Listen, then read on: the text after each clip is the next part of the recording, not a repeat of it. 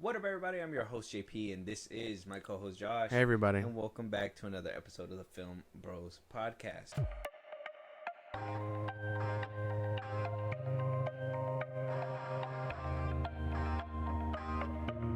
Okay, Josh. So last week, on our last episode, I obviously told you that in the midst of us recording, there was a D23 fan celebration that was basically unveiling a bunch of future Pixar projects, Disney projects, all that stuff. Yeah. On Twitter, Disney's been kind of teasing possibly a Cars sequel. I don't know why they didn't announce it during this event or whatever, but it sounds like Disney's really putting their chips in the basket when it comes to like a lot of sequels and what they want to do with the future of their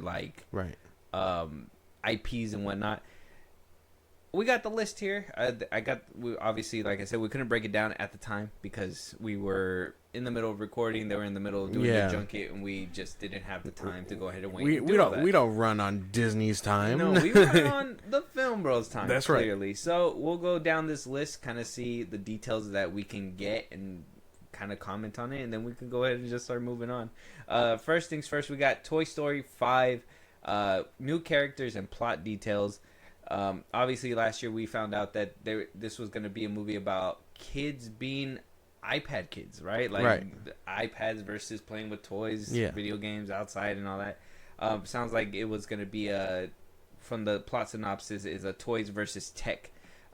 Woody, Buzz Lightyear, and the whole gang will be facing off against the Pixar version of an iPad, Bonnie's antagonistic Lily Pad tablet. Which is, I think we talked about this a little bit, but I mean, strange. Your take on it? I mean, it's kind of like a modern touch, right? Like that's what kids are challenged with nowadays, right? Yeah. I know kids don't go outside. Well, yeah. Well, yeah, but I mean, that's just, I don't know. It's fun little commentary, and it could always be that little rivalry, but I don't know. Like, yeah, are they gonna show what the kid goes through in that aspect, or are we just gonna see the toys breaking all kinds of electronics? Like what's the goal here? Like, do the toys talk on their own? Are we destroying the damn Wi-Fi box now? Is Bezos the problem? Is somebody hacking the toy? Yeah. Is this a creepy Chris Hansen Toy Story? Right, because I mean, is an iPad a toy, or is a tablet a toy? No, I mean, a lot of people. I think that's why I'm trying to see, like, from a kid's perspective. It has entertaining games on it, unless they go that Wreck-It Ralph route. Well, a lot of people say iPads, TV, is screen time.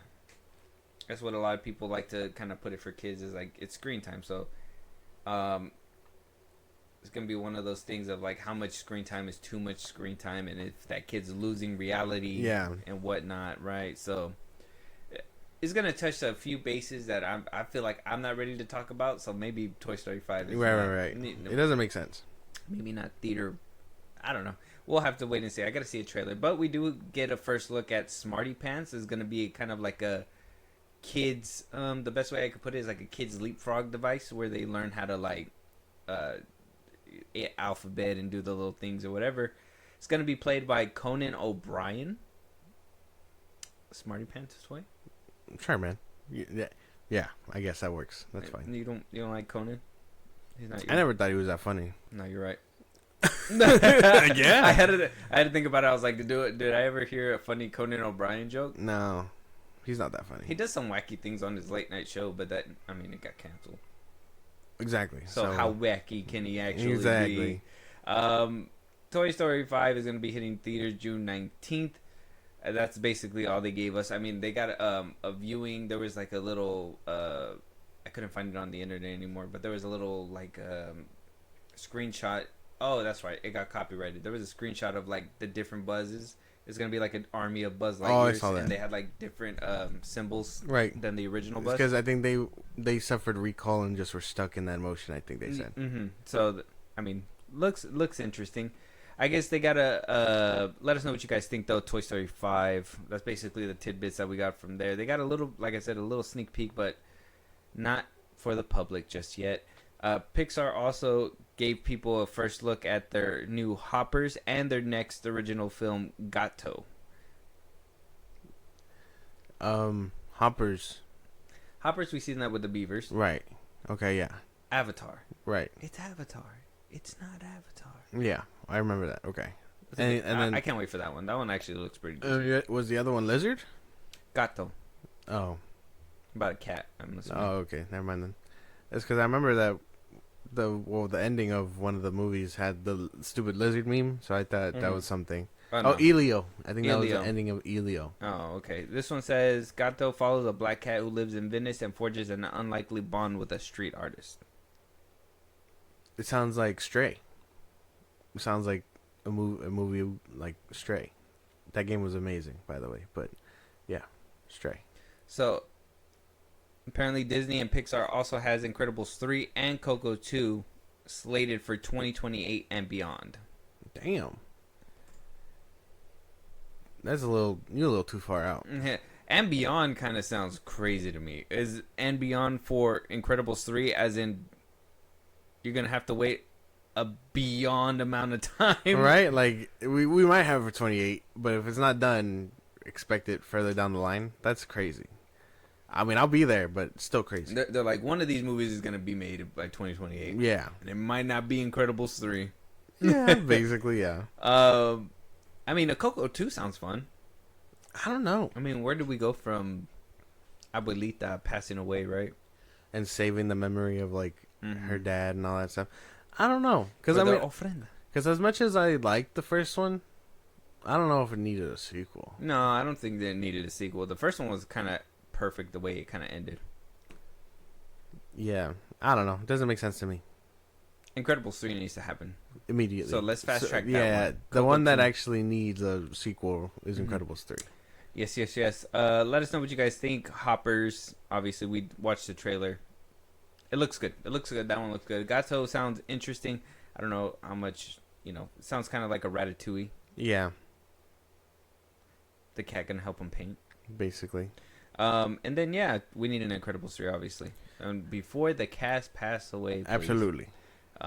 Next, they also screened first footage from Avengers Doomsday, which is crazy because they're still don't even have a script yet. So they probably just got people saying shit in front of a screen, right, and they put it all together. They're like, "Look, guys, be excited." This is what it looked like. We're gonna discuss Doomsday because there's a quote that Channing Tatum kind of said in an interview that kind of popped out for me. So we'll discuss that later down the road. But at least for now, I mean, them showing clips and stuff right now, or at least last week when they premiered it, and they're still in the middle of filming and writing the script and all that. I mean, how do we feel about Doomsday? We said it was back, though. We said MCU was on the right track. But, right. I mean, we can't do that with no script. I don't know. You would think it'd be a fucking cakewalk. Like, these heroes aren't going to get very much screen time. None of them are very much going to grow or whatever. So you would think that, like, you would just pull them all together to stop this one threat. But no, I think they're weaving through things that they didn't plan on weaving through. And so they're like, oh, wait, but we said this about WandaVision. And then we said that about Homecoming. And then we said this about this. So it's like, you gotta remember all these things, like the nexus points, nexus beings, anchor beings, whatever the fuck. And so that's why they're probably struggling, because the multiverse is a messy bitch. It's just so convoluted for no reason. Yeah.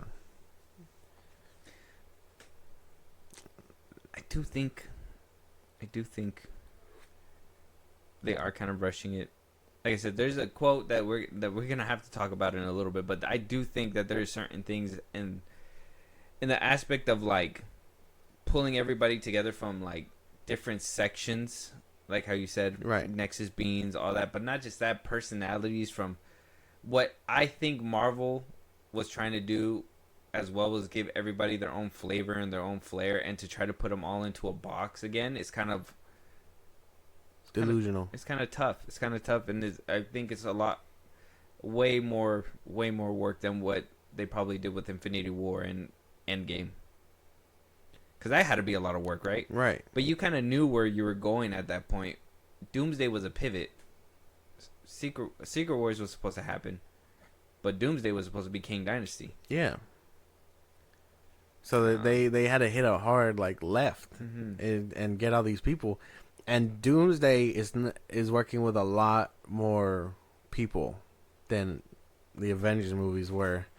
Sure, you had the couple like the Ancient One show up, and you had like Tony Stark's dad every once in a while here and there. Having whole X-Men team show up. Right, you're having all kinds of X-Men people, potentially other Spider-Men, fucking Zesty Halle Berry. yeah, like but like this is a big cast. You seen that backlash that she got from her making a video? No. She made a video where she was like, first she was like talking about her book or whatever, right? Saying that how things are gonna be good. Yeah, or whatever. yeah. And then she's like, well, always remember, it doesn't matter how old you are, you can still get your freak on. And then she puts her man in the background, and he's over there like, oh yeah. What the fuck? And they like, and everybody was like, what is Halle Berry doing? Yeah. And I was like, yeah, what is Halle Berry doing? And like, her man looked like he was about to tear their ass up. I was like, dude, why are we recording this and put it on the, I don't know. Trying to but do apparently another, that's our storm. another Shannon Sharp, yeah. That's our storm. Our storm. Mm-hmm. Yeah. Hey, man, if she wants to do all that, man, I guess that's cool. Yeah, but under Disney's rules, I don't think it happens. Oh, like yeah, that. no. You could have done that at 20th Century Fox, but chill the fuck out, Halle Pull Berry. it together, Halle Berry, damn. Yeah, Avengers Doomsday, like I said, we have a little bit more to talk about that down the line, but Bit of a mess. May 1st, 2026, we need to see the footage. And we need to see the footage that would think. Like I said, I'm pretty sure it was just like, Just give us... we're here to fight. Basically, something like Green that. It screen. was probably like RDJ narrating some bullshit or something. Yeah, I think they need to give us the first look at this point. Why are they being shy for? Yeah, they're being real bitches about it. At least like a set photo, right? Something. RDJ in costume, something. I think that's the big question. I don't think anyone gives a fuck about like anybody else in this movie. I mean, Or like how RDJ looks. everyone wants to know what Doctor Doom's gonna look like, and so am I. I'm just as curious. Me too. Can't wait for that. Once we get a set photo or something, because I think all they showed was like Paul Rudd with the Russo brothers. Oh yeah, on, I saw that. on one of the sets. So, not as how do you say, not as hype. As you long would as want he's it to not be. chasing Cassie around, I think we'll be alright. Cassie. Let us know what you guys think. Moving on, Star Wars showed footage from Mandalorian and Grogu, which might as well Jealous. put the movie out already. Come on, y'all didn't you? Y'all did that. Stop last teasing year. us, goddammit. Yeah, you put that AT-AT stuff last year. Like, we're ready. What else can you show? And it's good to know that Jeremy Allen White's going to be playing Rhoda the Hutt. Right. Strange, but yeah. You're gonna be able to recognize his voice. I think so. He has a very distinct like thing going on there. You think they're holding out this movie because now they got to write in Gina Carano? She didn't show up at the last second like Captain Marvel and I Infinity sure War. hope not. No, in Endgame, you know how like at the end she just kind of blasts through. Yeah. shit? Yeah. Gina What- Carano's gonna do the same thing. She's like, "Oh my God, Cara Dune, where have you been? Yeah. What legal dispute?" Pedro Pascal's gonna be like, man, it's not like there was a lawsuit that was Yeah, happening. yeah. A galactic suit or Yeah, something. yeah. That'd Weren't be you caught good. up in Galactic Court? Like, That's gonna be like the whole third act. yeah, She's gonna be Gina Carano, basically Matt Murdocking it yeah. for like a good hour or whatever. I don't know. I'm just waiting for the footage to actually be released. I don't understand how we haven't actually had a teaser trailer, like I said, 2 back-to-back years where it's just teases and videos for people, not the public. We gotta get a Mando and Grogu signal out at this point. The season 3 was released back in 2022, Was it? 21. Oh yeah, it has been a while, yeah, since they greenlit that movie, and then Ahsoka came out. Oh, it came out 2023. Yeah, We're in 2025. yeah, and then Ahsoka came out. Been 2 years. Mando and Grogu is set to release May 22nd, 2026. It'd be 3 years. The timeline looking bleak for Star Wars March, movies. April, May. Yeah. It'd be 3 years. So we're getting Supergirl, Mando, Grogu, Spider-Man, Mm-hmm. Toy Story 4 or Toy Story 5, all kinds of Avengers Doomsday, Hoppers, right? Hoppers, Yeah. and then March 6th. Gato. Gato, that's June 27th. It's a lot of movies. We're gonna be eating good now that the SAG strike gave them a good. They gave them some good time to think and see where The we're going. The SAG strike had nothing to do with it. They're still not writing scripts. No, SAG strike, and then on top of that, Disney seeing the numbers and how like the ship was just not turning around, and now all of a sudden they're gonna cater more to like the male audience and stuff like that. I think it's evident with some of these like movies that are being greenlit, a lot of like sequels and you know, like I said, Toy Story, Incredibles being greenlit a lot faster than what the sequel was. Doomsday's coming out, Mando and Grogu's kind of being shown up, and now we're getting an Ice Age 6 on top of that. Ice Age 6 Boiling Point. That don't sound too bad. February 5th, 2027. So that's not even coming out next year. That's coming out the following year, the beginning of the following year. Oh. And you get a little image of Scrat and Baby Scrat. He had a baby? Yeah. Oh, that's right, because he was chasing the girl squirrel. Mm-hmm. And apparently he caught a nut. You're right. He's just pointing at it like, this is the most important thing I've ever seen. Like, listen here, son. This is more important than you. I've been chasing this since the first movie. I did a side mission to chase a mass and had you, but this acorn is the real prize. This is where I gotta let you know, this is mine. It's cute that it looks like the actual girl squirrel too. Yeah. I'm excited for this. I loved Ice Age. I mean, it sucks that I kind of lost focus after the third one, but then they also lost focus. What were they doing with Drake? What happened there? There was literally a rumor where like they were supposed to be caught in ice, and they were supposed to come in like present day and unthaw and be like walking around some people. Yeah. I thought that was a cool concept, but they didn't do it. No. I don't know. Maybe Boiling Point will do that. Maybe. Melt water to the point where they get frozen or something. I don't know. How much more can this one squirrel fuck up the world? Damn it. How long does that Ice Age last? Is the question. Long enough to make 6 movies. I'll look that up later. That got to be a side thing. How long did the Ice Age actually last? That's something for later. But yeah, Boiling Point. I'm excited. I know that what's his name? The dude that plays the sloth. He said that he was gonna be. I had it. Don't do this to me. I'm gonna look, but just okay. You keep thinking. Damn, what's his name? Louis Guizamo. Something like that. Yeah, no, you're probably right. Yeah, Louis Guizamo. Brian, yeah, Playboy. John Luke Guizamo.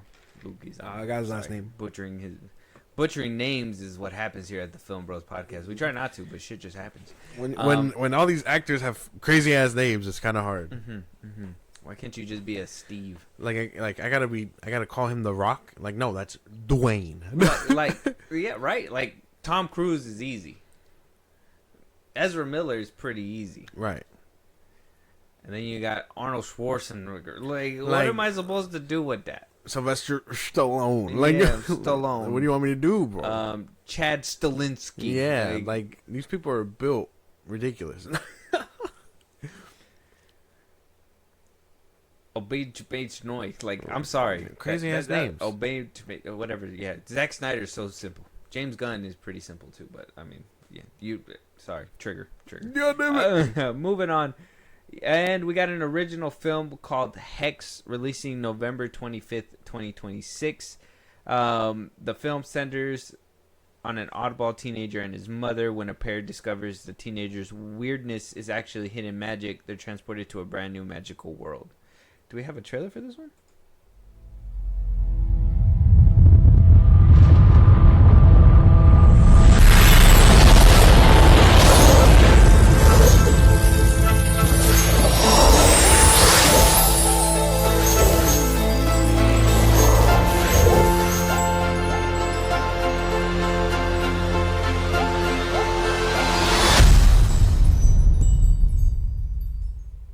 How was it?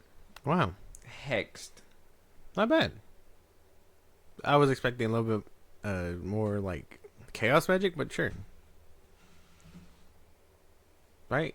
Hey, like, does that make sense? I guess they couldn't come up with a better name, so they were like, "What do we do with magic? We hex people." So whatever.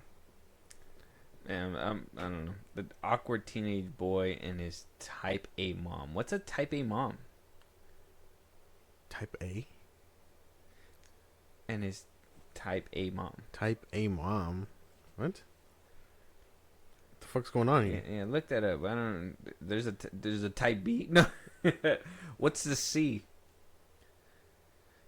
Like high organization, a strong need for order. And it's just a control freak mom. Oh, yeah, man. Y'all just make up shit. Type in what's a type B. I don't even know what a type B is.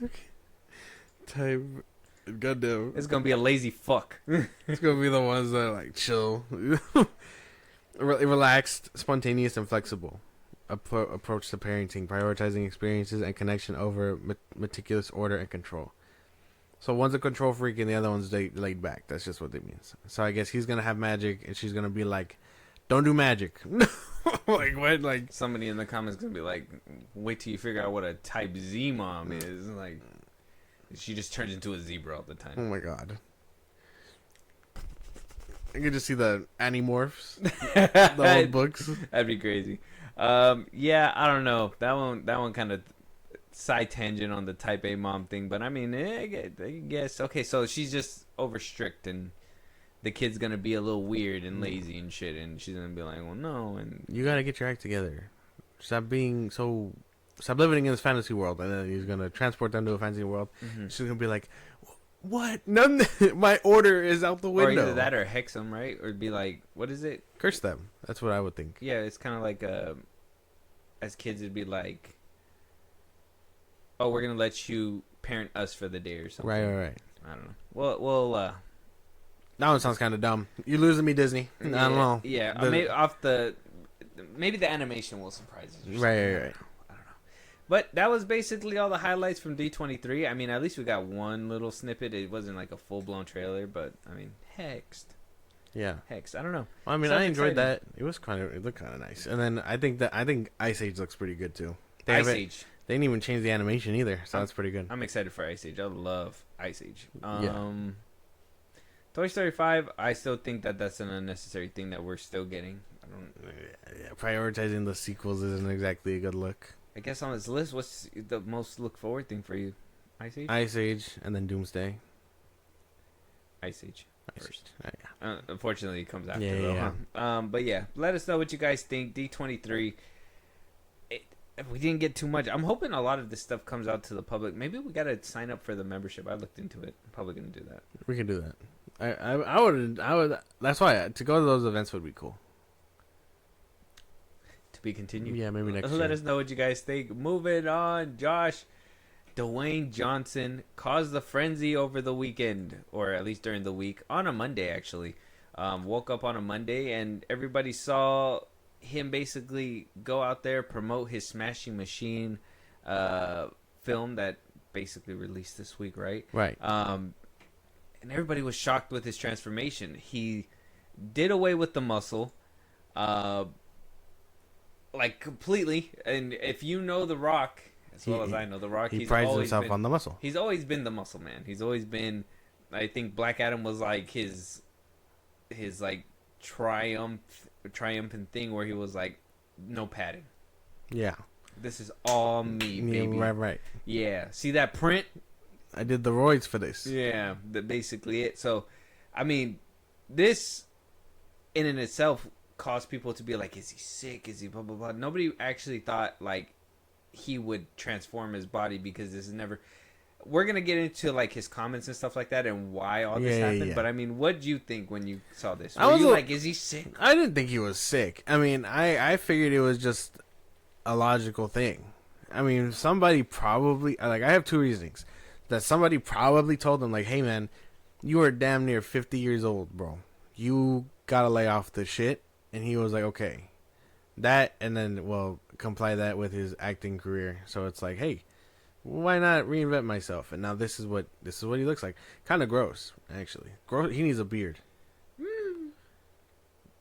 He looks like that scene in Black Adam before he gets his He gets powers. all frail and stuff. This is him. This is before Black Adam. Like he should have. He looks like a fish off SpongeBob. He's built so weird. He needs a beard. He needs to grow a beard. He needs to put something on his face. His neck is still muscular. That's why still has like that muscular neck. I guess he doesn't know how to lose that. Yeah, that doesn't go away as quick as everything else. So all this still needs to kind of deflate. Shrink. Yeah. But yeah, so what I thought he was. Well, first thing that popped in my head was obviously he's doing this acting role stuff and everything, and I was just like, okay, well, he's just probably, it didn't at first, it crossed my mind for a second, but not to the point where I was like, all right, I believed it until I seen this video. Right. But the thing that crossed my mind was like that he's taking his acting job seriously now. Yeah. Like a lot of actors transform their body. Even Dave Bautista, he let go of his muscle. Right. And he was talking about that like it was a compliment. Mm-hmm. So like there's a lot of like how do you say it? Factors, but my biggest one was that like I think Black Adam just, in my opinion, I think Black Adam hurt him, and I'm gonna let you listen to this little piece of commentary that he gave during his rollout here. He's basically in his own words. To me, it sounds like he felt like he was in a pigeonhole. But let's listen. And I have for a long time.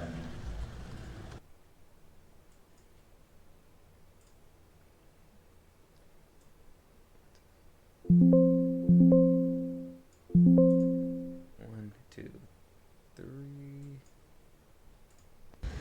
And I have for a long time wanted this. And, we have talked, the three of us have talked for a very, very long time about, when you're in Hollywood, as we all know, and it had become about box office, and you chase the box office. And the box office in our business that we know is very loud, and it can be very resounding, and it can push you into a category and into a corner, and this is your lane, and this is what you do, and this is what people want you to do, and this is what Hollywood wants you to be, and I understood that, and I made those movies, and I liked them, and they were fun, and some were really good and did well, and some not so good, but I think what I did realize is that the most important thing, I just had this burning desire and this just voice that was saying, well, again, what if there is more? What if I can? And a lot of times it's harder for us to, or at least for me, sometimes to know what you're capable of when you've been pigeonholed into something. It's harder to know. So he actually said it. I thought you were making shit up, but he actually said pigeonholed. The bro was hurt. He was definitely hurt by Black Adam or something. I think it was Black Adam. I mean, now that's what it would look like. I got a theory. Because right after Black Adam, he signed up for the Smashing Machine. And then I'm sure he did like one or two movies before that. I mean, no, he was filming Moana and all that. So, I understand. Yeah, so, I mean, the best way that I could see it is Black Adam really did crush him, right? Where he went and what... I think he naturally went up and burnt himself out. Right. If that makes sense. So, like, he started humble and did his thing, eventually got his production company. Yeah. Started running productions and really... chasing after it and becoming the people pleaser. Yeah. That's one thing too. He was if you notice, he's always been for the fans. The fans want it. Even bringing back Cavill, fans want it. The Rampage movie. Oh, fans want a Rampage movie. And I mean, did we? Nah. I mean, it was fun. It was a fun movie, but I don't think we wanted it, right? So like, this is like his mentality. Please the fans. Do the things that are gonna, make the most money, please the most amount of people. That's why we seen him everywhere that we went. And I think that, like I said, with the production company and the power, I mean, him peeing in bottles on set to save time. Yeah. Like, this man got to the point where his life just revolved around pleasing fans and working. Pleasing fans and working. Like, to the point where he would make vlogs on his phone about, like, just him trying to be relatable. Because, in my opinion, I feel like he got to the point where he was unrelatable. So I think he went all the way up here, and then when it got to the Black Adam spot, and he just wanted to please the fans, and unfortunately, for DC fans, oh, dude, and it sucks to say that it was the DC fans that did this, they rejected him. And then he got rejected by Zaslav. Yeah. And so that rejection turned him into a real actor. And sometimes it takes it. Sometimes you gotta hit that. You gotta hit those points. Gotta get burned by the sun a little bit. Yeah, and I mean, he had a high time, and don't get me wrong, it was good and all that. That's what he's saying. And I know he says like pigeonhole, but like you put your. I mean, when you're the muscular guy who just does action all the time, you did that to yourself. That's not. Nobody told you to keep your muscle. Nobody told you to be exclusively for that. No, you still wanted to do WWE. You still wanted to please the fans on that side. You still wanted to please the fans in the movie side. Like, he wanted to do so much that it just blew up in his face. And I think now he's starting to realize, now I want to do stuff that is going to make me happy in my life. Because the last thing that I tried to do, it didn't make people happy. It didn't even make me happy. Exactly. And now here he is. And now he's probably going to get a hit with the Smashing Machine, which I have no doubt. Look, I mean, it looks pretty solid. I can't even lie. It looks solid. I just think that yeah, you're right. Somebody told him that, in my opinion, I think somebody told him that you're too like in the shit. You need to quit because you're too old for this, essentially. And two, like you said, his career took a plunge, so he's probably like, I gotta reinvent. We gotta reinvent. Like, we gotta go back to the board. Like, this is good stuff. So I mean, at least he realizing it. I'm hoping the Smash Machine's good, and I look forward to just about everything else. Does it make me question, like, the future? Sure. Like, is he going to do Fast 11? Probably not. Yeah, because, I mean, Skinny Hops? Even in that... Would he rip up the contract where he says he doesn't lose a fight anymore? Ooh. Oh, that's when I know you really grown, Dwayne. Throw the contract away. Lose a fight, sir. Yeah. Get your ass thrown around for a little bit. Which, even though, in my opinion, I think Dom won that, but yeah. It's like, get your ass over here. He's like, wait, we're not acting anymore. It's so bad. You're gonna snap him like a twig now. Oh my goodness, he's not as buff. I mean, I like this side. I seen jokes where people were like, oh, he saw that Dave Bautista beat him a best wrestler turned actor. I still think Dwayne is like, even him taking as long as he did and now turning this new leaf, I still think that he's gonna produce a better hit. Like, a lot of people are talking about the Smashing Machine. Smashing Machine might be generational. Let me just be honest. I love Dave Bautista in Knock at the Cabin, but I think my favorite role for him now is that role he played in The Naked Gun. That was funny. That joke was so funny. So left field. I was like, all right, I'm down. That was funny. I don't know. I think they're all doing pretty good. I still don't think Dave Bautista's the better actor, but yeah. Then Dwayne, no. No. Better than Cena. Better than Cena. But not better than The Rock. No. His career is just too long. Even the ones where he played himself, you can't like deny that those were box office hits. You gotta watch him in The Rundown. That's really good. That's like The Rundown. Apparently, everyone's writing for the one, not the Gridiron or something like that. That one's good too, but that one is where I started feeling like, well, no, because that one was like around the Tooth Fairy time too, and that's why his earlier career stuff was pretty good, and I still think that blows Dave Bautista's early career out the water. Yeah, and it all was that. the 2010s where he was just on a weird high, bald, oily, buff movie after movie.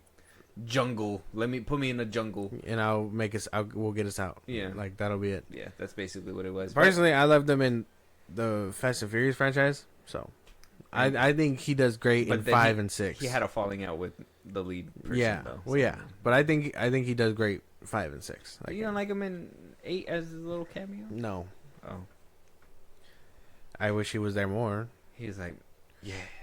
Oh, wait, sorry. That's the wrong guy. Yeah, wrong guy. My bad. Let us know what you guys think, though.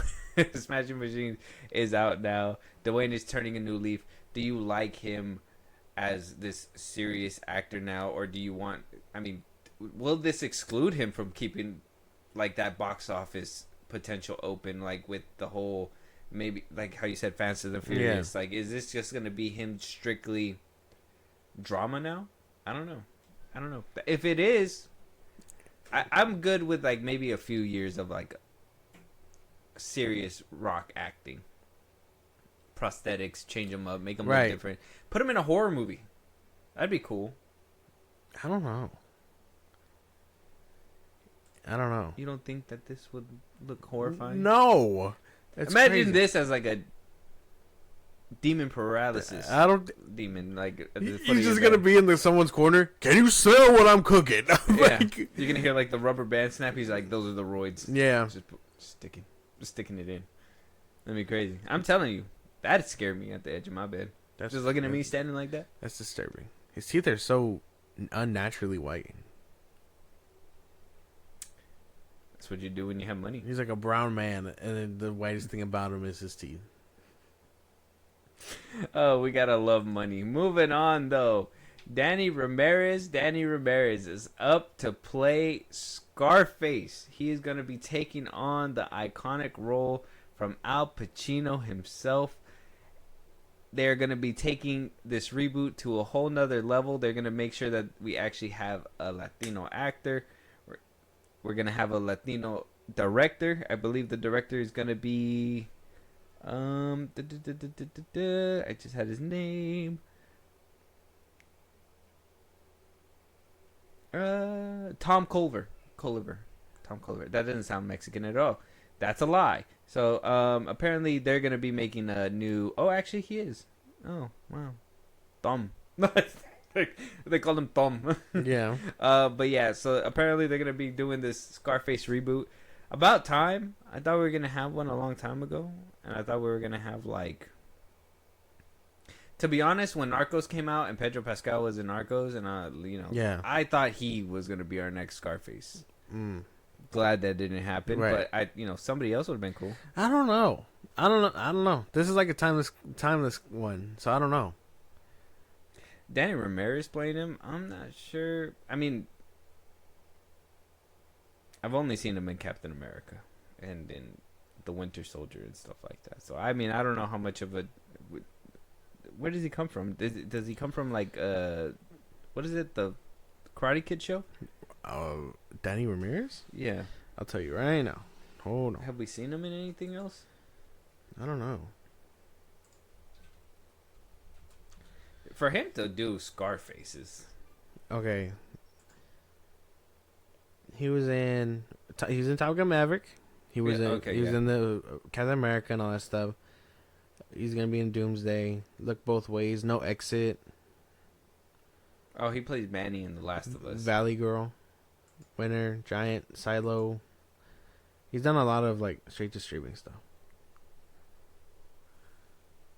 Tone Deaf. Yeah, I remember him in Top Gun. He didn't die in Top Gun, did he? No.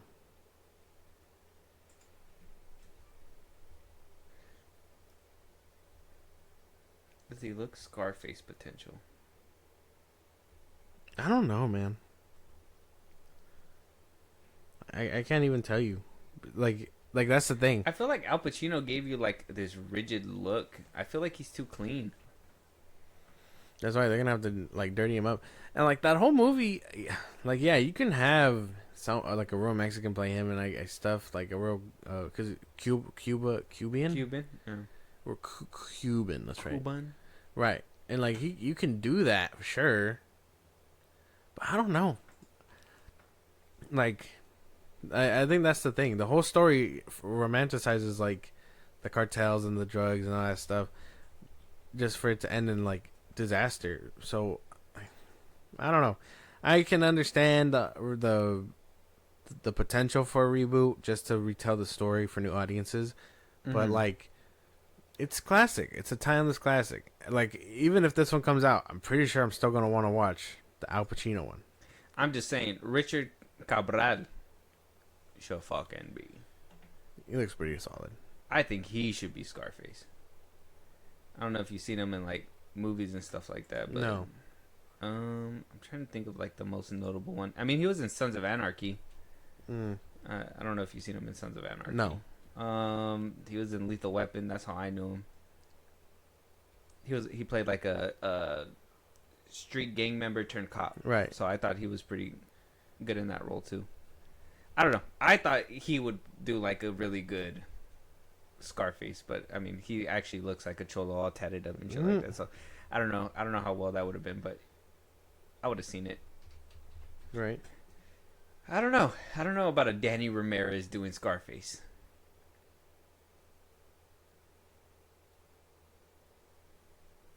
I don't know. You don't have another pick?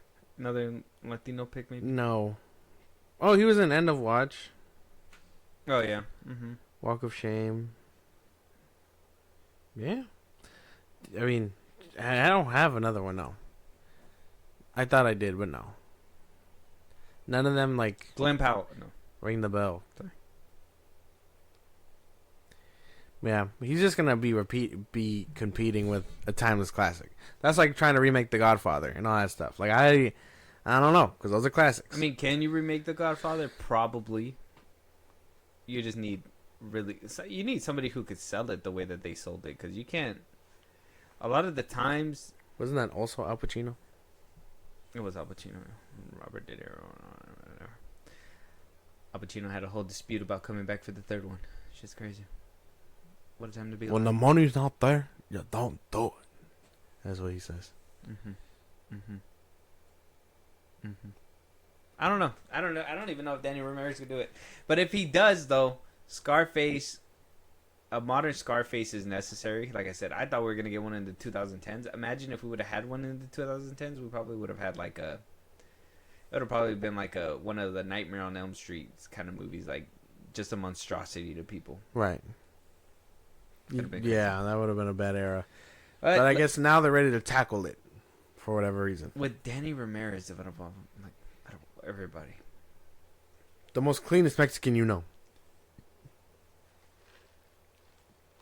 That's what I'm saying. Like, he just... Not even Al Pacino looked like that, though. Like, he seemed like... I don't know. That's just maybe a personal thing. Let us know what you guys think, though. Moving on. Will Smith and Jada Pinkett Smith signed a Westbrook deal to Paramount. Like I said, Paramount is making money moves. They've been snatching up shit like crazy. Oh, yeah. Since we last talked about it, during the week, they got the COD rights. They are now officially going to be making Call of Duty movies. Right. Now, this is where things get interesting. Because Willie Smith signed a first look deal with Paramount Pictures. Okay, now this is not a guarantee. This is just my brain moving, because it's literally announced in the same week, literally a day after another, or probably the same day, just hours apart. Will Smith's Westbrook is going to be doing a first look deal where they're going to be focused on creating global 4-quadrant theatrical films that have potential to launch franchises that are based on pre-existing IPs. Whoa. Will Smith is expected to star in films and Jada Pinkett Smith is also expected to produce them. Oh my God. Paramount said that 2 projects that are already in development: Sugar Bandits, a thriller that is based on a book by Chuck Hogan called Devils in Exile, and there's also one called Rabbit Hole, with the Dune screenwriters attached to it. So they're going to be doing that, but to hear that they are also going to be working on pre-existing IPs to make into franchises, a third slot for Call of Duty does not sound too far out of the realm for what I think Paramount is trying to do. I don't know. That's just me speculating, though, but this is, there's a lot of information. What do you think? You think we're getting... Well, I think we're getting Will Smith as Captain Price. Yeah, you think we're getting Will Smith as a Call of Duty character. And then imagine the money that is going to rake in when they put him on Warzone. Right. If the fucking finisher isn't him just slapping the shit out of the dude, yeah, keep it. I need to be called keep my partner's name out your mouth or something like that. Yeah. Oh yeah, Just, like when it slaps, keep my yeah, name. smack the dog shit out of him for thinking he can, shoot me and all that stuff. I don't know. You might be right. Either that or Will Smith is looking to do something else. But the stars are aligning for him to being caught. I can feel it. You're right. I know he had a deal with Sony for like the longest, so this is kind of like an interesting move. Then they probably fell out. Mm-hmm. And Paramount being part of it is it sounds cool. The only way that I think Will Smith can possibly do something like this is if Michael Bay is attached. Put Michael Bay, Will Smith in front of a camera for Call of Duty. Let him work. I don't know if you heard the rumor that apparently Steven Spielberg pitched. Oh yeah, I heard about that. And they said no. They said they got spooked by Spielberg because he wanted final say on the movie. They were like, "What are you gonna do?" And he was just like, "I don't know, whatever I feel." And they were like, "No." They're like, "Sir, get the fuck out of my office." Yeah. I know you're Steven Spielberg, but not these days anymore. Yeah. It sucks. Go make another Jurassic Park is what they would have said. Isn't the last movie Steven Spielberg made was just a movie about Steven Spielberg?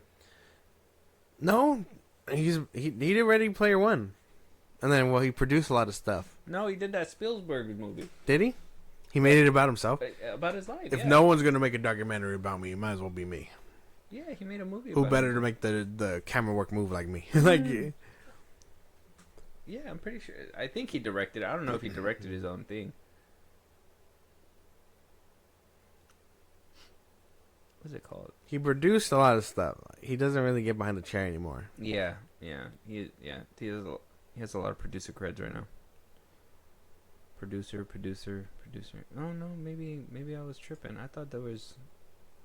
No, there is one about his family. I literally just watched it. I don't know, man. You might be hallucinating movies. Trying to cheat. You're just staring at the blank screen like, did you see that? Like, straight tweaking. Oh, The Fablemans. Oh, okay. That's what it was called. I don't know if he directed it. Let me see. He did. Steven Spielberg. I knew it. I wasn't tweaking. It's just crazy. 2022 it came out. Okay. That's the last thing he directed, The Fablemans. And he's been now, producing everything else. Now he's working on Ready Player 2, Yeah. potentially. He made a movie about himself. Okay. So. Nice. I knew I wasn't crazy. They call me crazy. But yeah. Steven Spielberg. They told him no, and now, Okay. and now Paramount has the rights, and Will Smith is looking to do first picture deals. As long as whatever stops that man from making music, I think we'll be all right. How can you tour, make music, and act? Will Smith, tell me how. How are you gonna be in LA for a couple hours to shoot, Dude, and then across the states to do another one? he just bites off more than he can chew. Then he chews it. So does his wife. He pulled the grenade out the pin when he threw it. Like he's not supposed to do that. Like that's not how grenades work. Imagine a grenade just hits your chest. The pin's still in it. Yeah. Who's dropping me ammo like this? They just chuck the shit at you and it just hurts because of impact. It's like, oh my god, but it's not. It doesn't explode. Oh my god, dude, that'd be. Will Smith, you're a funny guy. Yeah. Such a dumb thing to say. He just has like a. He's over here.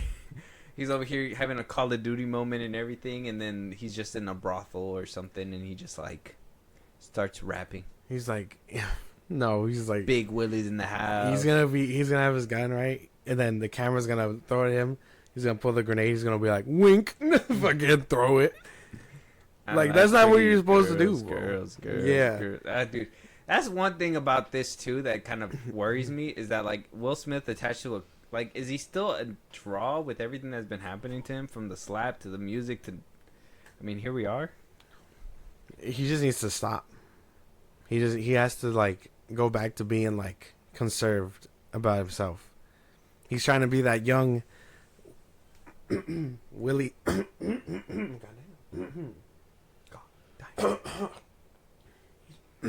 I good? Okay, 1, 2, 3. He's trying to be that young Will Smith again, where like everything is just a cakewalk to him and all that stuff.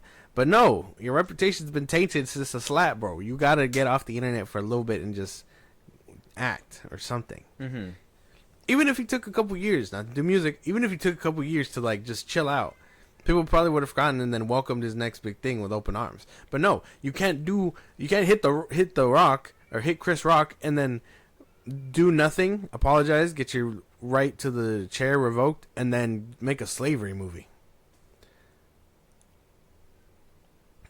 That doesn't work. The track record doesn't act up. A series of unfortunate events indeed. Really, like you're just you know. You see this a lot, right? Like, I know we're supposed to mind our business, but when actors and musicians, they just kind of spiral, and you're just like, why'd you do that? we can only really watch it happen. Yeah, and you're just like, why'd you do that? And everybody's just like, don't worry about it. They know what they're doing. It's like, Does he though? I don't know. We're watching a man like have a mental breakdown in front of us. Action, stop. Yeah, no, like dude, that shit's just too much. I don't know. If he does come out with a Call of Duty movie, I might be interested. He better not be like, I'm Ghost. basically, yeah. He has to be like Soap or something. Someone that could bite the dust quickly if they have to. Mm-hmm. Yeah. A lot of these people die. Ghost and them die at the end of Modern Warfare 2. That's true. So like, yeah, Will Smith could just be like a operator, right? He could just talk. He could just talk over the mic, and he's not gonna want to do that. No, you don't think so? He's not gonna want to do that. Have him be like, I think you had it right. I think okay, maybe not Soap because he's Scottish. British. No, Scottish. He's Scottish, but like somebody else, Price maybe, like someone like that. Yeah. Something they just blow up. Yeah, That'd be cool. Let us know what you guys think, though. Will Smith developing a couple movies for Paramount, and on top of that, possibly could be ringing in some Call of Duty status. I don't know. yeah. He's gonna prestige in real time. It's gonna be crazy. He's gonna prestige. Mm-hmm. Let us know what you guys think. Moving on, Josh, your favorite topic. Here we are. Yes, Superman sequel Fuck. in the works, dude. I know you're super excited. So here's the tea. Here's the tea. I got the tea for you, sir. So, Superman, Man of Tomorrow, Right. set to release July 2027. Right. A lot of people online, the chitter chatter, the gunners out there, right, said, "Wow, James Gunn is really reloading the gun quick." Right. We got the Batman coming out the same year, right? October 1st, 2027, the Batman Part 2. James Gunn announcing July 9th, 2027, with a little picture, a little fan art of Jim Lee's comic run. Has David Cornsweet as Superman and Lex Luthor in what looks to be a repurposed Hammer of Bolivia suit.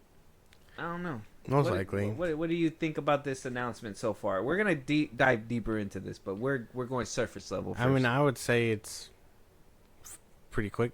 I mean, sequels happen, sure, but you're telling me you had a whole slate of things planned that you're putting on the back burner for this. So a whole slate. Yes, guys. Yes. I know what you guys are thinking. What happened to the Gods and Monsters slate, right? Wasn't a Waller show supposed to premiere before a Peacemaker show at one point, right? I don't know. James Gunn just seems to have an issue. Apparently, we got the tea as well of what may be happening in said movie. We're going to be having a lot of characters within said movie.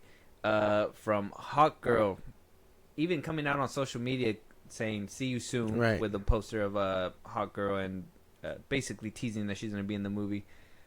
Apparently, this movie, according to Daniel Rickman, he's a known scooper as well, that Superman and Lex are going to team up in Man of Tomorrow. That Nicholas Holt's going to be a co-lead in this movie.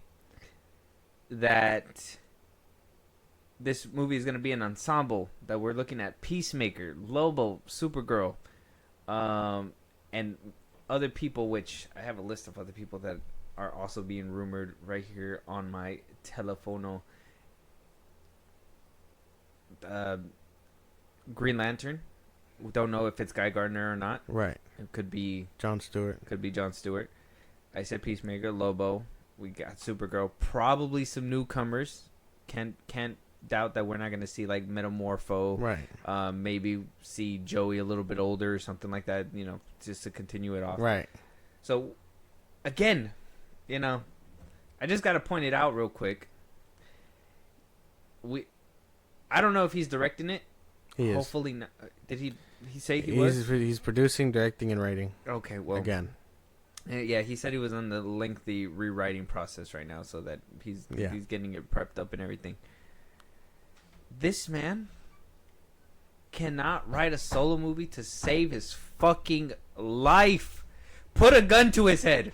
Put a gun to his head and tell him to make a solo Terrifier, Mr. Terrific movie.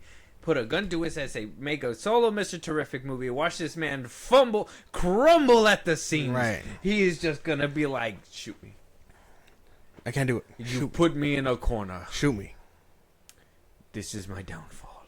That's basically what he's gonna do. Put a gun to the gun's head. Are we can we just acknowledge the fact that we just can't get a solo movie out of this man at all? No, I can't, because it doesn't happen. He needs the people. His writing style is like, let me yell at other person so they can get my point and all that stuff. So yeah, no, of course not. Of course he needs a whole team of players. Someone let this boy use the whole toy chest, and now he's just fucking up everything. He couldn't do it to save his life, essentially. What do you say about... Okay, so let's just say he is a one-trick pony with making ensembles. Right. Now, some people are chalking this up, like I said, now we're going deeper than surface level, right? Right. Some people are chalking this up to what I've told you before, right? That, you know, he has a little bit of time, which is crazy because his run as DC head is almost over already. And he's only put out Superman and Peacemaker so far. Right. One theatrical movie. Supergirl's supposed to come out next year. Mm-hmm.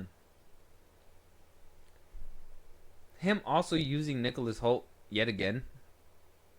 It's kind of fishy, right? You would think you would put him in the back burner for like about a movie, let him suffer a little bit, tease that he'll be back in the following one, give us a different villain, eventually build up to something that's supposed to be bigger. But he's just... And I know what you guys are thinking. You're reaching. No, dude. Listen to this. Didn't Nebula become a good guy? Yeah. They're trying to kill Gamora. Drax was a bad guy that... Oh, technically they were a team of bad guys, right? But like... Gamora was a bad guy. Yondu was changed. Yeah. Now we have Lex Luthor, who automatically changes and shifts. I mean, Superman's holding the screwdriver like he's helping him. And I understand that they're supposed to be helping each other. Like, I helped you put it together, Lex. Wink, wink, wink. Like, sure. I don't know. I don't know what this could mean. I don't even think Nicholas Hoult got the range to be pulling off an angry Lex Luthor. I didn't get rage from him. I got embarrassment. Crybaby type. I like Holt too. Exactly. I don't know. I don't know if we got the range for that. 1A. And like, I know Lex is gonna be, his whole thing is like, oh, I don't want to work with you, but I will if the planet's in danger, so I can come out on top type shit. So my synopsis, quick off of everything that you said, the bad guys are gonna be teaming up to take down the superheroes or whatever. So he's basically gonna set the groundwork to prop Superman up a little bit too. Mm-hmm. So he's gonna be like, Lex, unfortunately, I need your help. And Lex is gonna be like, if I get a reduced sentence, I will help.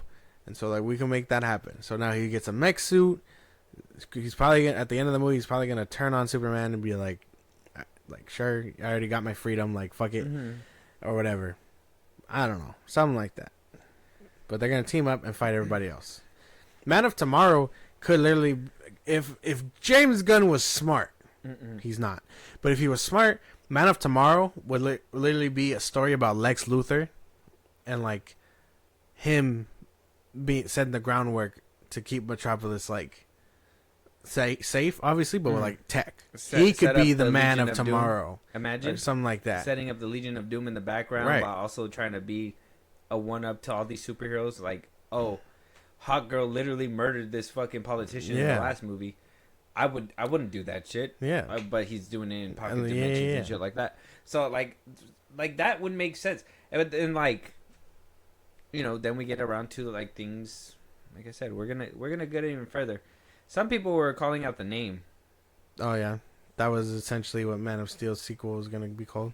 Well, a lot of people were campaigning for Man of Tomorrow, right? Yeah. I know a lot of people really gravitated toward it, but I don't think a lot of people. Like, there wasn't a concrete thing. A lot of people were like, Man of Tomorrow, though. People wanted to dub it. I don't know if that was him being a good boss and listening to the fans and being like, okay, you guys want this name and we're going to put the name for it? Or was this being spiteful, kind of like how people saw it with the Mr. Terrific character? I would say, I mean, like, a part of me wants to say spite simply because people still aren't getting what they wanted out of it. So if he's like, well, we can call it that, but it's not what people originally thought what it was. It's his version of Man of Tomorrow. It's not the same. It's not with Henry Cavill. Exactly. I mean, like, there was even that photo that was floating around with Jesse Eisenberg's character in a mech suit. Oh, yeah, the fan-made thing. Yeah, I saw that. That was pretty cool. Doesn't look too bad. A repurposed Zod suit looks kind of hard. Yeah. But this one, he's probably just gonna. You're probably right. He's probably just gonna remodel the damn Hammer Baravia. Apparently, there's a deleted scene where they kind of alluded to that. Oh, okay. But it made the cutting room floor to make sure that it was more cohesive. So, like I said, on surface level, this is a CEO pressing ahead, trying to make sure that they give you more DC content. Yeah. But in my head. All right, this is where things get rocky, and this is where I go into theory territory. So we're gonna have a couple of things to talk about before we let this kind of topic go, because this is gonna be, in my opinion, we're getting to the point where the future of the DC, like, I know James Gunn was like, well, I don't have to worry about whether or not DC lives or dies with my next movie or whatever. Yeah. Like, Superman was it, right? That's not true.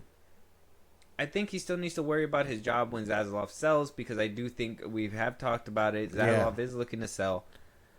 But I never understood the angle of him announcing things and then just not doing it if you were going to try to make yourself look good. Yeah.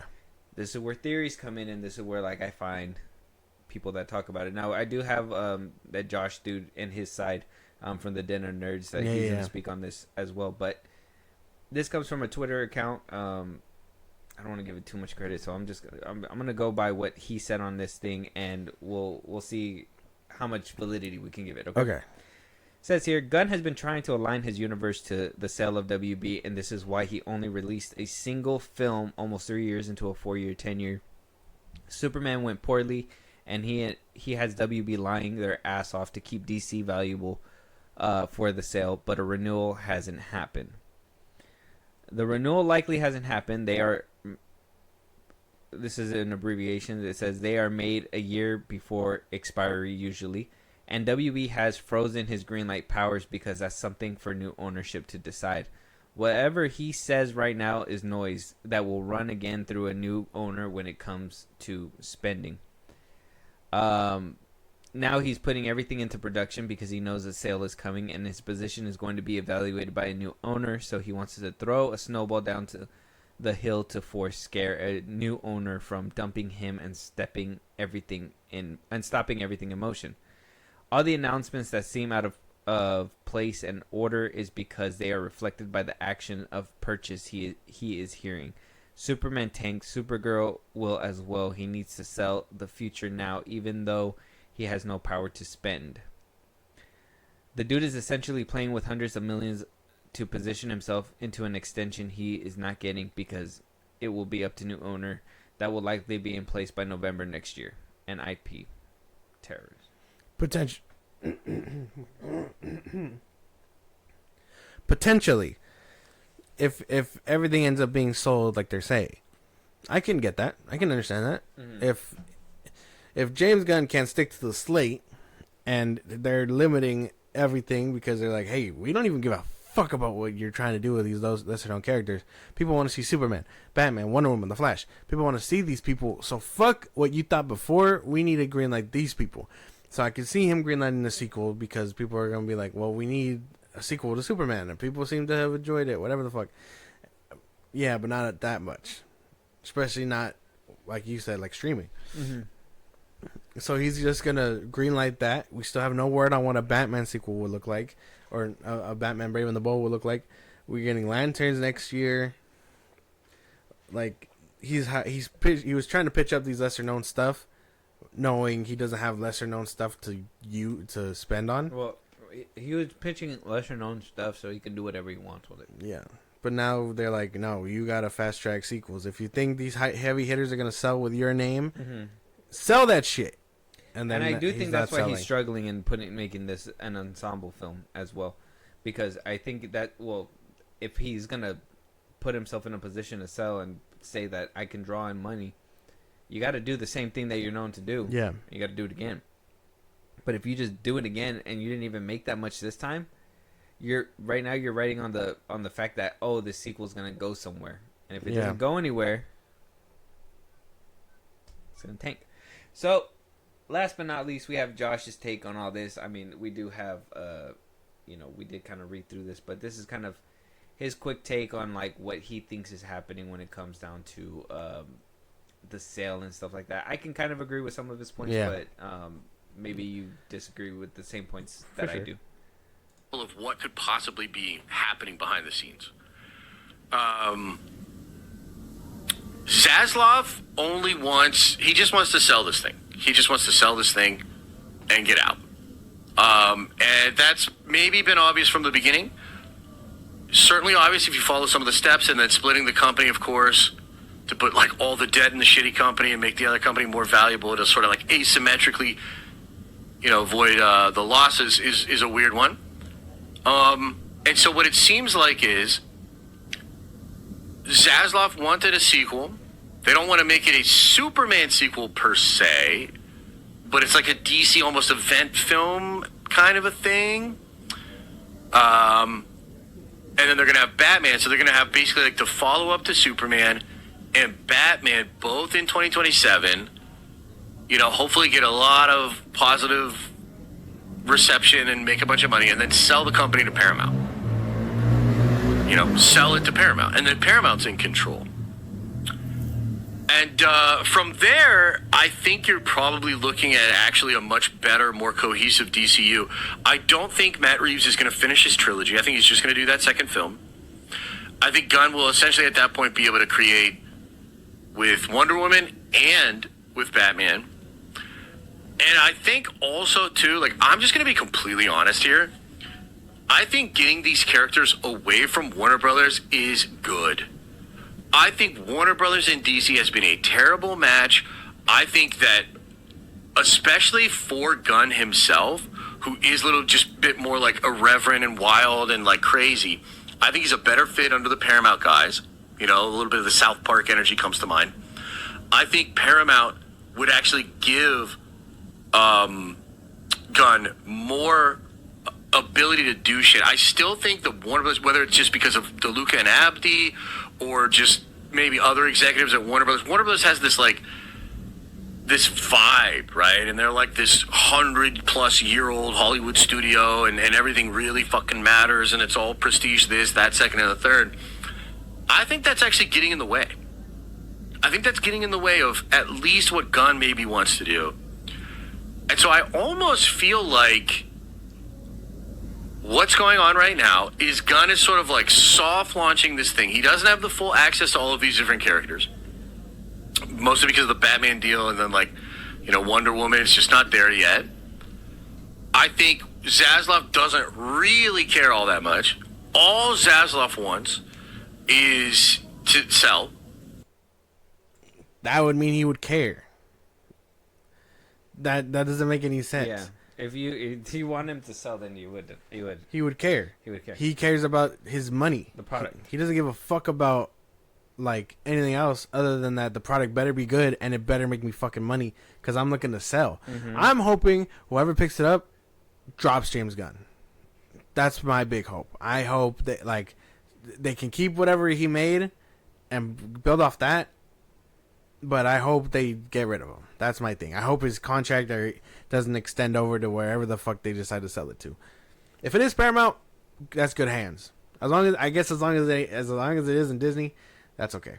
Well, and his take on this too is that, you know, Warner Brothers kind of, you know, they're prestige. They're, you know, they're higher making filmmakers and stuff like that, which I seen this on Grace Randolph too. I couldn't pull up the clip, but like she even said, like, you know, Gunn's verse right now is more of a small, cartoony, more MCU like film. Yeah. Where like with Zack Snyder's, it was more epic in scope, grand. Yeah. I guess you can say, kind of in the same vein of what like Christopher Nolan was doing with the Batman trilogy, and a lot of. You know, I agree with her 100%. We fell in love with that. That is our DC, right? From Batman Begins onwards, like that's where everybody felt like that's where it was at. We got it right? We went from bat nipples to doing Batman right. So like from there, we were like, okay, we're on a good path now. And then we got, you know, Man of Steel, which is a what if Superman was in our world and whatnot, and blah blah blah blah. It was grounded. It was grand. It was nice. I think a lot of people were resonating with it because obviously the box office spoke for itself. Amazing way to tell a story. But it wasn't, you know, I think that was one of the things. Jeff Johns was like, well, this is supposed to be more happy and there's supposed to be more Superman and blah, blah, blah, blah, blah. Like, it's not supposed to be like that. And Hamada was like, well, yeah, that's not how the comic books are. They got to be more like this, right? Or whatever. That's what the people are saying. But the box office was saying that no, the people that go to these movies want something grand, and epic, and in scale. And so, to move it to Paramount, will DC even be that good if they even double down on this or triple down on this whole, like how he said, South Park energy, where it's like, sure hope not. Go ahead and put orgies in that movie or put this or whatever. You don't have to make it look as clean as possible, but make it look good where, you know, it's gonna sell.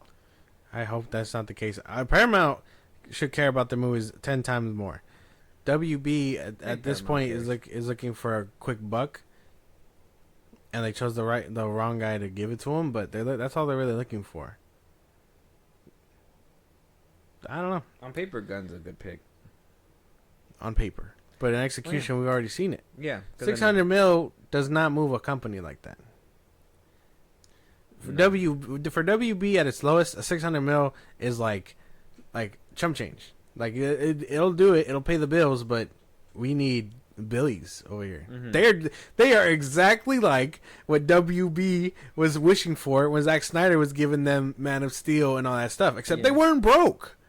They were coming high off all kinds of fucking movies by 2013 to 2010s. Yeah, they weren't like dead broke. Yeah, but they were going through a bunch of mergers and stuff. That's what was tearing them up. Exactly. But they had the movies and the money to back them up. Mm-hmm. The Billy that they were searching for was straight out of jealousy. Like they were in a sinking hole that they're in now. No, if anything, they're a little more desperate because he's trying to sell and move all the debt into one thing. You think people are watching TV shows? They're not. Everybody has a streaming service. Everybody has Wi-Fi. Everybody has this. If you are falling for cable, you're in the Stone Age essentially. You're not getting it anywhere. Mm-hmm. TV ratings are not what they used to be, and that's because everything is a streaming ratings now. So he's like, I need to sell this to somebody who will make it lucrative. James Gunn is supposed to be making movies that are lucrative. If they're not, $600 million isn't a lot. He's going to look at it like, what the fuck are you doing? Well, that's why. I mean, They Zaslav needs to make it seem like it's making a profit. So So they're probably lying to people. If they're lying to people, they're gonna. You're not gonna be like, oh yeah, no, it's not making money. Like I said, there's a lot to write on this thing. Like Zaslav, granted, Zaslav probably had his hands were clean. He was probably like, well, I have nothing to do with whatever happened with the DC. He's CEO. Yeah. Of that. That's what they're saying. What do you mean? Like no, because that's why I'm pretty sure that's why James Gunn also has that role too. That he's like that I oversee what he does. He brings it to me. Yeah. But he is the CEO of that. I have nothing to do with that. Whatever happened, whatever he's building, he needs to build it and he needs to make it make money. Exactly. Basically it. So Zaslav doesn't care about these action figures and stuff like that and toys and stuff. Like maybe he has like the fondness for Superman or something because he grew up with at that time. But like he's not. He cares about the dough. He doesn't care. Else. Yeah. He cared more about the pay cut that they gave him versus. So the fact that we're else. getting to this point where we're starting to understand the bigger picture. Like we said, we already knew that the selling stuff was supposed to happen. It was just more of like win. And so if they haven't even renewed a contract, which it's true, they have to kind of chalk that shit up months in advance. You can't you can't just announce it one day to another. It's just James Gunn may not be around as long as we like, unless Paramount says, "Hey, we really like what you're doing with that universe. Keep at it." Right. If I really hope or not. Not Paramount. Whoever they Disney sell to. buys it. Whoever they sell it to. Disney's like, "I'll buy it." We're fucked. James. We're fucked at that point. We're fucked. You don't think Disney could do a good? Do you think Disney's gonna want orgies? That's why. We haven't seen an orgy in a Disney movie. Exactly.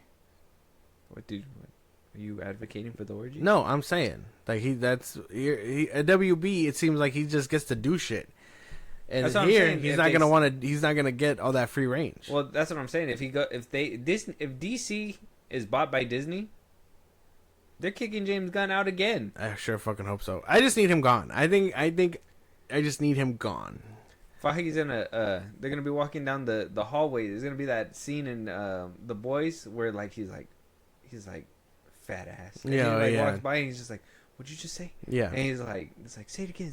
And that's gonna be Feige to James. No, he's like, I'm telling Iger. Yeah. I don't know. I really hope Paramount seems like the logical choice. All the movies they're making, I don't think they're to be slept on. Let's just hope Sony doesn't get it. That's all. Oh yeah, we're just gonna get villain spin-offs. One movie after another once a year. We're gonna get a Sinestro spin-off. You're gonna get a rom-com that may or may not be connected to. There may or may not be a Green Lantern Corps.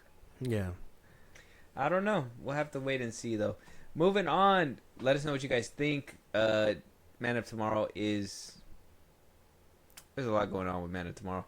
That whole James Gunn thing, he's gonna be in the news next week. We'll probably have more things to open up, but as of right now,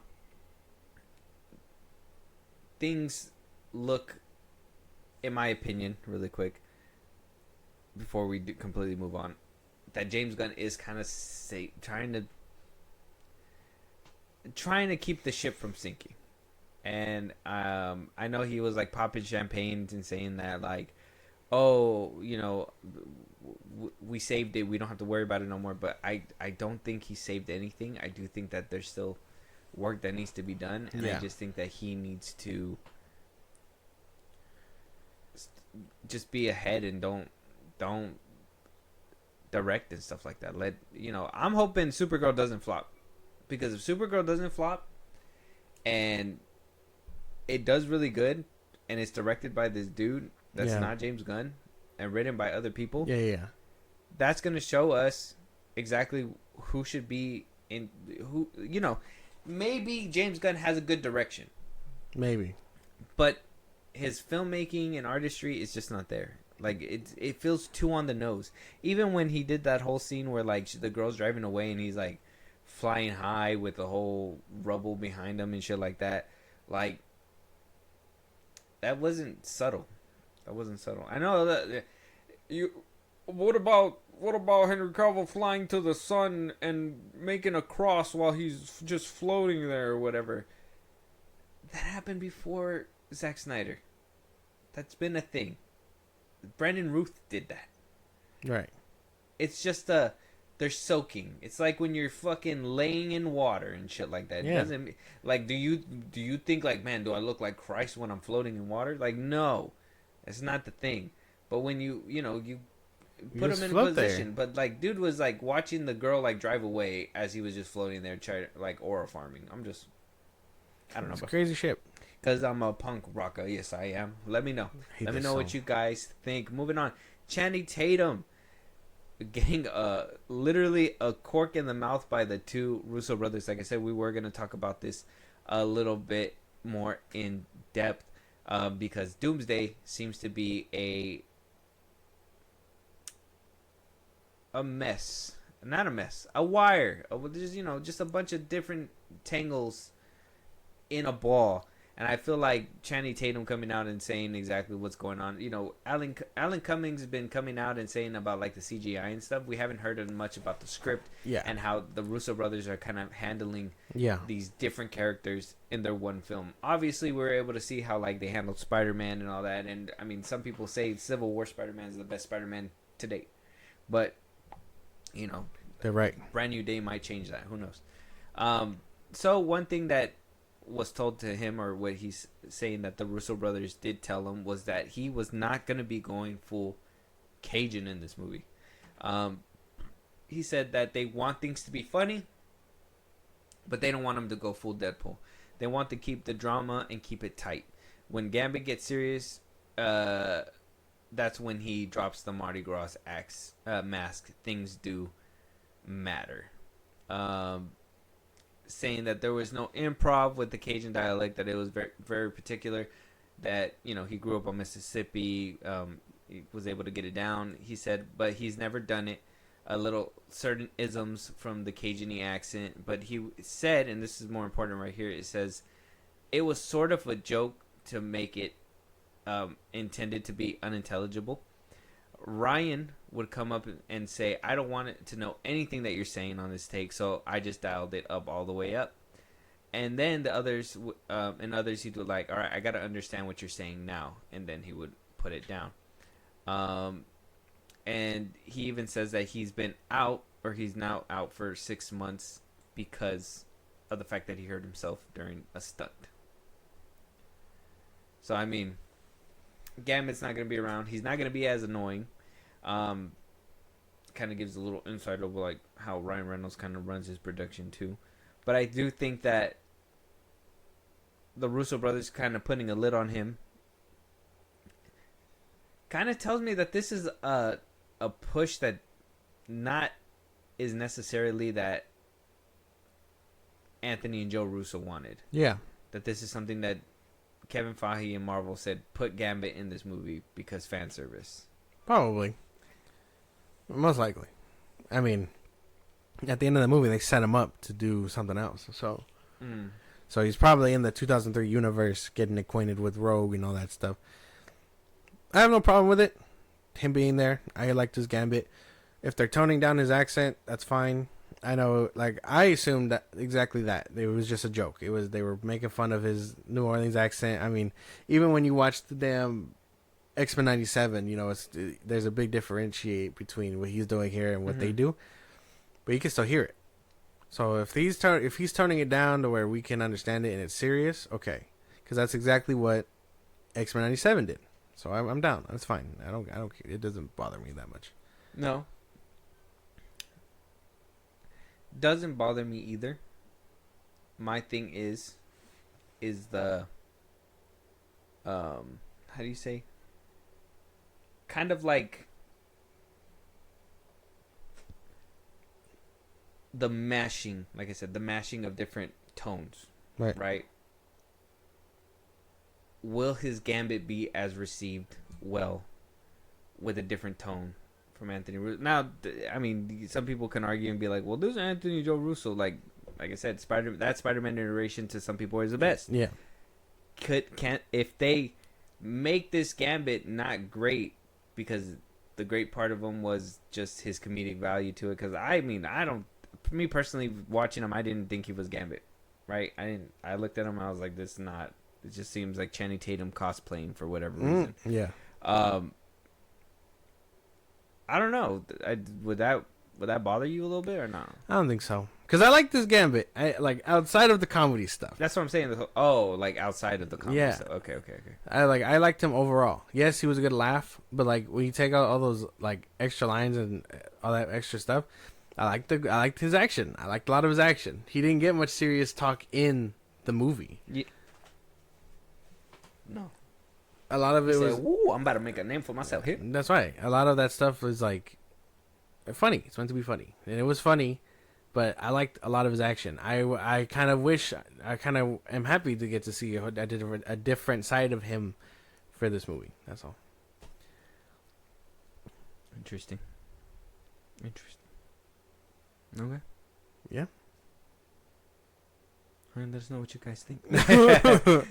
Yes, for me, it's just the mashing of different tones. Like I said, no script. A lot of the footage that was shown sounds like it was just, like I said, it sounds like it was just a lot of people just talking in place. Couple that with the mashing of different tones and working through. To me, everything just sounds like Doomsday is becoming a bigger hassle than what it has to be. Yeah, than what it has to be. I don't know. I don't want to. I don't have enough evidence. I gotta wait. They just gotta bite off more than they can chew and chew it. Holy shite! Full circle. At that point, we gotta move on. We are moving on. Let us know what you guys think, though. Channing Tatum is gonna be capping the accent. So if you are a fan of the Cajun accent to the point where it made you laugh, and you can't see Channing Tatum without it, well, you might be a little racist. No, I'm just kidding. Just a little bit, and just know it's not gonna happen again. Yeah. At least not in the next movie. Moving on, though, we have a new film coming out next Valentine's Day. So PSA for those that have a girl, Josh, this is for you to take your girl to a nice Valentine's Day movie. Wuthering Heights movie is basically what it's called. Wuthering Heights. Margot Robbie. Okay. Jacob Elordi. Oh. Okay. You're not a Jacob Elordi guy, huh? You're not a I don't get the Elordi. hype. I don't get the hype. He was in your favorite show, Euphoria. Yeah. My favorite piece of that show is when he gets his ass whooped. Oh. By He's Angus gonna be Cloud. playing the Frankenstein and Guillermo. I know. I hope he does great there. Mm. But romance movies are the thing because he started off in Netflix romance movies. Mm-hmm. So to do that and then couple that with Euphoria, like he's gonna be next to Margot Robbie though. Yeah, There gotta be some kind of growth, right? I hope it's like something good. So Okay. we got to get into it. Let's go.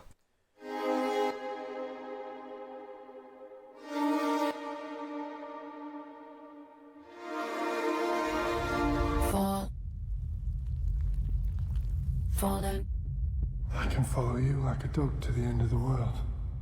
fall in love. The fuck is this? Fucking 50 Shades of Grey. That and looks the- fucking. Did we just watch porn? What was that? It was porn back in the day when This you had to was like- churn your own butter. Yeah, right. Remove all 16 laces. Like, ooh, let me strap that for you. Yeah, what? All the king's horses and all the king's Yeah, men. Like, what the fuck was that? some freaky ass. Yeah, this is a people. freak. Like, you don't get a dirty look from the movie people when you go to ask for that ticket. You gonna go alone? Like, bro. One ticket, please. I mean, okay, movie wise, it looked crazy. This seems like down the vein of like 50 Shades of Grey type shit. Yeah. The romance might be there, the sex appeal and all that stuff. So I get it. But the trailer was I'm just saying. giving that- it away. I didn't need to see her finger in that fish. That's true. That was crazy. And pairing Charlie XCX to make your soundtrack for a movie about village people is a bold choice. Is to make it the sex seem like modern, I guess. Yeah, but I'm like, we're in the olden days. It should be nothing but banjos and shit, probably. Yeah. Trumpets and bell clangings or whatever. Mm-hmm. Shillings, get your shillings. Yeah. It looks fine. It looks fine. Yeah, you gotta show us these. Yeah, I gotta show her this one. She's probably gonna want to go see it. But yeah, I'm like, you blindfolded. Every time Jacob Elordi takes off his shirt, we're just looking away. The tagline's "Come Undone." Bro, Valentine's. what Day, are we doing? 2026. Freaky yeah movie. Ricky had villagers. Holy shit! They went from churning butter to. Freaky yeah. I don't know, man. Let us know what you guys think, though. Check out the trailer. Wuthering Heights. Okay. Margot Robbie, Jacob Elordi. Moving on, we have Black Phone 2. Oh, okay, cool. Yeah, we're changing pace for sure. Awesome. We're out of the woods, maybe. Ethan Hawke is returning, which is crazy because if you've seen the first one, then you kind of think, where the fuck is this going? Unless they're really trying to do that, make him like a spiritual entity thing, or oh, this like a supernatural thing, right? Or this is like a prequel thing. I don't know. Because if the kids can do it from the first one, spoilers. If the kids can do it, who's to say that he's not using like black magic or something to stay alive or whatever? Let's check out the trailer. Let's see. Well, obviously we're not gonna get the whole picture, but let's see if it's interesting They just enough. right out of the gate. So this is how I stayed alive. No. Yeah. Yeah, so you remember what happened in the first one? Yeah, let me tell you what happens next. Yeah. And then we just get into it. He's having like a jazzy funk movie. Anyways, let's get into it. Have you heard of the grabber? I killed him. What happened in that basement really changed it. Finn, I had a bad dream. It was about missing kids. Damn, move over, Freddy Krueger. Yeah, going full Freddy Krueger. That boy said, "You unemployed." That's what they saying. They said we don't need no more Freddy around here. It's time for Let's keep it the a buck grabber. 50. The last time we heard that fool's name was back in 2013. Right. Not a lot of people. He's been out of a job, and the grabber said, "Vacancy? Mm-hmm. Not no more. Yeah. We taking it to the next level." It doesn't sound bad. I actually like the premise where if the like exactly like I just said, if the kids can do it, why can't he? So I like that premise. Do I fuck with it being like a dream thing? Probably not. Because it's like a Freddy Krueger ripoff. Right. I was expecting it to be a little bit more real. So hopefully they explain that. Mm-hmm. But this looks pretty good. I do think I get the eeriness. I get the kills and stuff. It Might looked be like- pretty cool. Like he preserved his body in ice or something. Yeah, how would in he have hell done or that? Who something. knows? Well, with the magic, like you were saying, right? So probably he did something like that where it was gonna preserve him eventually, so he can come back or whatever in this form. Which, like I said, it would have been different if it was like supernatural and stuff like that. But they're playing more into it, like if it's a dream thing. Right. And he removed. You might be right because he removed that mask. And I mean, if it was frozen to his mouth, I guess it would rip the skin off his mouth. It looked like he was coming out the ice and stuff. So. You might be right. You might be onto that. He's probably like, "Hey, we got to find the body, his body, or something." Yeah. Hmm. That'd be cool. That would be pretty cool. Yeah. I like it. It doesn't sound too bad. But full preface, they kicking Freddy Krueger to the curb. Yeah. We know y'all doing Freddy Krueger, bro. Like Jason Blum, you're not slick, bro. You're not slick. James Wan, I expected more. Is Ethan Hawke gonna be better than what's his name? The original Freddy? Yeah. I don't know. He just got to be better than the remake Freddy. Right. Rorschach. Yeah, Rorschach. I personally didn't have an issue with them, but I know some people did. So People are crazy. last but not least, we have Shell, starring Elizabeth Moss. Kate Hudson is also in this film. Okay, cool. Now, if you know who I'm talking about, I'm hoping you do. Well, probably not, because I think I tried to show you the movie that she's in, but I don't think you finished it all the way. But it was The Invisible Man. That's also a Blumhouse film. She's also in this one. I really like The Invisible Man that they made, and with her in it. That one's more of a, like, in the original Hollow Man, it was supposed to be, or The Invisible Man, it was supposed to be, like, obviously A stalker type. Stalker take on a toxic relationship, but that one actually put you into a toxic relationship. So I thought it was pretty cool. It was a unique way to kind of show you the toxicity and how it kind of spews into like all that stuff. So, but yeah, this one, she's gonna be coming back for another film. It looks like it's gonna be kind of horrorish, but this is coming from Paramount as well. So I mean, let's just jump right into it. I wanted to be noticed. Just have another person look at me and think that I was funny or pretty. I guess I just wanted you to look at me and see someone else. This is the goddamn substance. Oh my god, dude! Why are we on the same page with everything today? Yeah, dude, it's the substance. This is the goddamn substance. If you don't know the substance, fine movie, a lot of nudity. The third act gets a little carried away. This feels like the same thing. Oh, in case you guys didn't see this for the audio listeners, but they showed a goddamn crustacean. And you know what crustaceans do? They shed their shell. Put two and two together. You apparently figured out the whole movie. It looks like it's gonna be good. It does for look like pretty their good. performance and stuff like that. The thing I liked about the substance trailers is that they really hit a lot of the stuff. This one seemed like they were going full force with like letting you know, like how you said, it's easy to think. I'm pretty sure there's gonna be like a couple of maybe like one twist or turn or something like that, but for the most part, it's the substance. This is a substance 2.0, more mainstream too. It's like, I mean, Jesus, Hollywood, like. Come on. Let's not look at each other's paper and not at least change the fucking. Freddy Krueger redone and the Substance 2.0, Al Pacino. I mean, not Al Pacino. Scarface remake, like Toy Story 5. What are we doing, Hollywood? What are we running doing? out of ideas? Apparently so. I wasn't fond of that one. The Black Phone 2 is the winner. This is fine. Yeah, Black Phone 2. You didn't like the Withering? I liked it. It was just a lot of freaky stuff going on in that movie. Too freaking promote things right now. Check out the Shell trailer. It's out right now. When did it say it's coming out? October 3rd? In theaters too. Wow. Yeah. I thought it was going to be Digital straight. and theaters. I thought it was going to be streaming too. I'm down. I will watch it when it comes out because you know what? I didn't see the Substance in theaters either. No, we didn't. I'm not. I'm kind of glad. You're not fond in all that like body No. horror, huh? No. I know that's like the new thing, but It's just not it. It's like it's cool. Like as far as contorting the body and all that stuff goes, it's very very eerie, very disgusting. It's just the way they go about doing it is very. The way Hollywood does it is very like it's played out. It doesn't feel like organic. It feels very like with the Substance, I liked it, and especially because they got like a actual prop. Yeah. And actually made them come out of those props and everything. It felt real and all that stuff. So like if it does do it, like it'd be different. But like, they just can't watch it. This is gonna get to the point where it's gonna be super popular and it's gonna become very CGI-y, kind of like the whole CGI blood and all that stuff. And yeah, I think the best wants to do it together. Does it pretty cool. And then I thought like I always say it, but when I saw